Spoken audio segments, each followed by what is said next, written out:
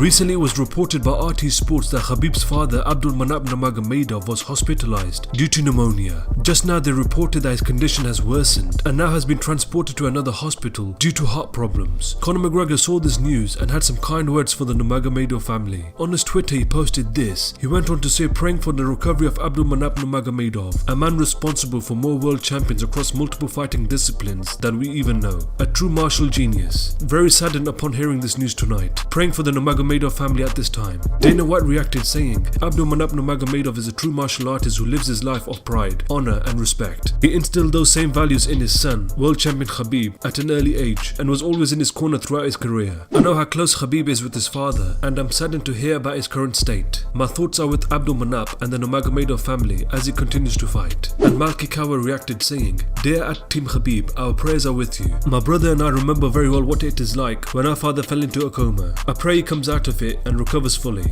May God bless him and your family. Colby Covington, in a recent interview with Brett Okamoto, has some harsh words for Jorge Masvidal. This player in the division is saying he's ready to fight tomorrow. Anybody can get it. You know, I want to prove that I'm the best welterweight in the world. I know I'm the best welterweight in the world right now. So anybody can get it, especially Marty Fake Newsman or Street Judas. So, you know, whenever they're ready to go, man, I'm just waiting on those guys. So as you're... But yeah, that's funny that, you know, Dana said, you know, there's other options for Street Judas Masvidal. So, you know, it's interesting to hear what are those other options. I mean, Conor doesn't want to fight him. We know that Journeyman, you know, he's got 14 losses and now he's got 15 losses because he's out begging for Conor, and Conor wants nothing to do with him. You know, you see Street Judas out there with the bathrobe. Cool gimmick, bro. You got a bathrobe on. I mean, he's been upside down triangle by Toby Yamada. I mean, he got beat up by Luis Palomino. I mean, he's been beat up every way possible, Brett. He's been knocked out. He's been choked out. Back in high school, he dropped out. And guess what? When he used to live me, I kicked him off my couch, out my house. Both Marvin Vettori and Carl Robertson got into an altercation backstage after Carl Robertson pulled out of the fight last minute.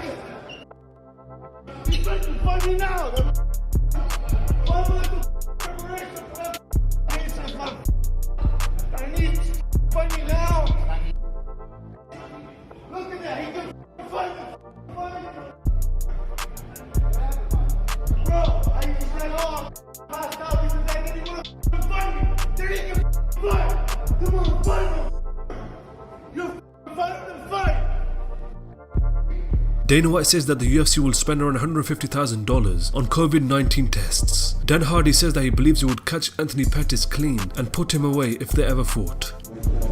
You ready? You're pro at this, Number 2. Carla did yours last week. I'm not trying to do yours. She's lying to you. I am not lying. Never lied. You made me a hero in this time. Hey, Lauren, who do I, once I get the confidence to call you and call him? All right, number 2. Barely even flinch.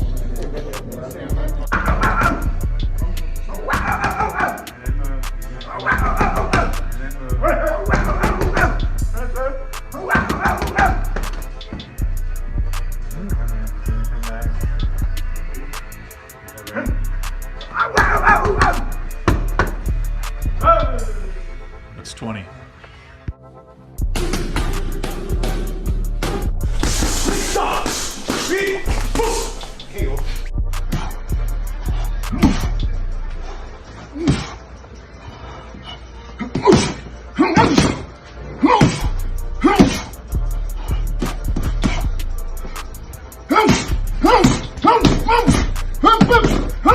Walt Harris on the UFC Unfiltered podcast speaks on his upcoming fight against Alistair Overeem. I mean, I'm a competitor, man, you know, and I feel like it's my time, you know. As much respect as I have for him, I am trying to take him out, you know, because I know he's trying to do the same thing to me. And it's all in the ramifications of the sport. You know what I mean? I'm gonna fight him. I'm gonna give him my best because I feel like he deserves that. He's done so much in this sport. He's meant so much to my career, and me as a fan as well. I respect him in that aspect. So me giving him anything less than my best is a disrespect to me. So that's kind of how I approach it. How I've trained and how I've worked to get to this point. And like I said, I'm fighting for more than just the fight now. It's for my daughter, man. So I'm driven by something different. So I got to go in there and give my all, no matter what the chips fall. It used to be, man, for me, fighting was about, like I said, competing and being the best at what I do. It's a macho bravado thing when you first start. It's like, hey, we two men. I'm not gonna let you beat my ass. I want to go in there and show you I'm better than you. And then when you realize that you're actually, making your way through the sport and you're getting better, what you end up wanting to do is win a title, and be a champion. But for me now, it's not. So it's about that always. It's about the making money. I love making money, But for me, at the end of the day, it's about putting up my best foot forward for my daughter and showing people that you can go through the worst adversity in your life and still find a way to succeed and push and chase your dreams. And I think she's motivated me more than I've ever been motivated. I train hard all the time and try to, set myself apart from most heavyweights or what people think most heavyweights are.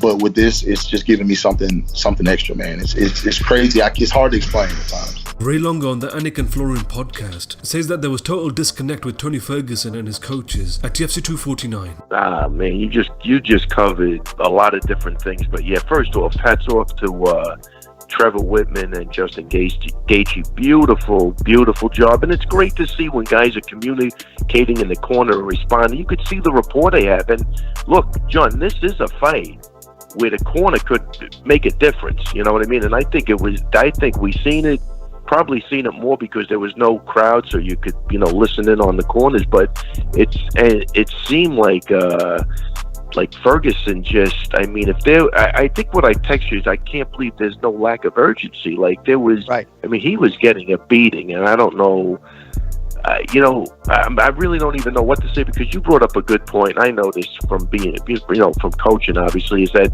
Ferguson, look, he looked like a guy that does his own thing, and then when it came time to get some advice, it's not there because you're so used to doing your own thing, you're not really listening to anybody. So that could have been the problem right there. So I don't want to go out and talk anything about the coaches, because we don't know their relationship and their position. Right. But if you observe, there's a big difference in the relationship between Trevor Whitman and Justin Gaethje as there is, in the other corner.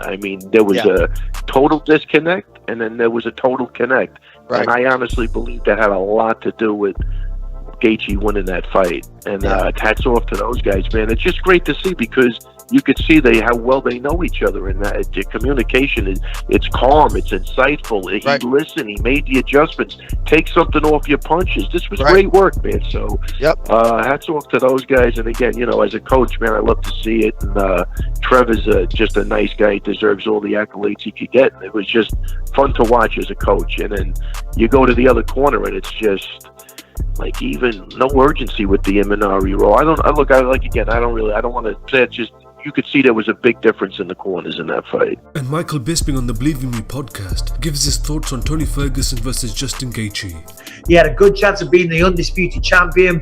Khabib can't make it. He takes on Justin Gaethje, doesn't blink at the challenge or the change of opponent, takes the fight, which again he's going to be commended so highly for, and he's just outgunned. He's outgunned in a big way, because some of those shots, the impact of those punches that Tony was taking, I want to say, pound for pound, the best chin in mixed martial arts. Because that motherfucker, Tony Ferguson, he calls himself El Cucuy, the Spanish or Mexican bogeyman. But for me, he didn't stop walking forward. He did not stop taking those shots. He didn't even react. And every time I would hear the impact. And maybe because there was no crowd, it sounded louder, but I don't think that's what it was.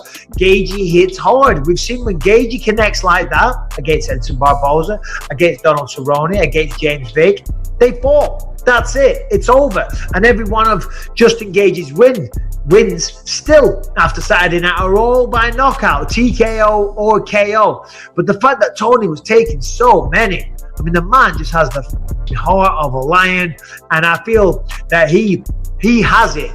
I was going to say he should get, but he has the respect of the entire MMA community. The way he handled himself to take the fight, the change of opponent, and to fight the way he did, and to keep taking those shots, that commands respect.